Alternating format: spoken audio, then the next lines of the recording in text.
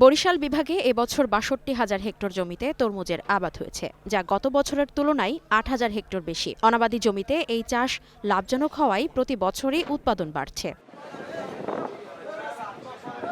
তবে ফলন ভালো হলেও জ্বালানি তেলের সংকটে পরিবহন ও বাজারজাতকরণে চরম বিপাকে পড়েছেন কৃষক ও ব্যবসায়ীরা। কৃষকরা জানান, উৎপাদনে যে খরচ হয়েছে তেল সংকটের কারণে তার চেয়ে বেশি ব্যয় হচ্ছে পরিবহনে। আর এখন কিছু মাল আছে ১,০০০ নিয়ে আসছি। এখন বাজারের যে পরিস্থিতি দেখি তাতে আমি ট্রলার ভাড়া দিতে পারি করি আমার খুব সন্দেহ। এক মোড়ে আছে ২৮০০ মাল, আসছি আজকে ৩ দিন, পাইকার নাই, যাওয়া আছে তেলের অভাবে মাল কেনে না, ব্যারিয়া মাল লই বইরিছি ঘরে। আড়তদাররা বলছেন, পর্যাপ্ত জ্বালানি না পাওয়ায় দূর দূরান্ত থেকে পাইকাররা আসতে পারছেন না।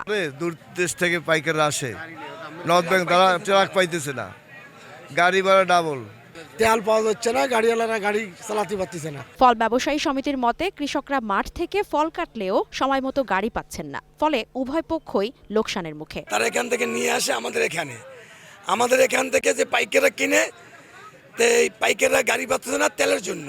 এদিকে কৃষি সম্প্রসারণ অধিদপ্তর বলছে, ভোক্তা পর্যায়ে পণ্য পৌঁছাতে বিকল্প পরিবহন ব্যবস্থা খোঁজা হচ্ছে। আমরাও এদিকে তাকাচ্ছি যে যাতে করে কৃষক ভালো দাম পায়। যদি আমরা কৃষি বিপণন অধিদপ্তরের মাধ্যমে আরও ভালো কোনো পন্থা আয় করে কৃষকের সাথে লিঙ্কেজ করে কৃষক যাতে ভালো দাম পায় সে ব্যাপারে আমরা সচেষ্ট আছি। বর্তমানে বাজারে আকার ভেদে তরমুজ ২০০ থেকে ৬০০ টাকায় বিক্রি হচ্ছে। উচ্চ মূল্যের কারণে এই রসালো ফল কিনতে আগ্রহ হারাচ্ছেন ক্রেতারা। ইসমত আরা অনু, গ্রিন নিউজ ডেস্ক।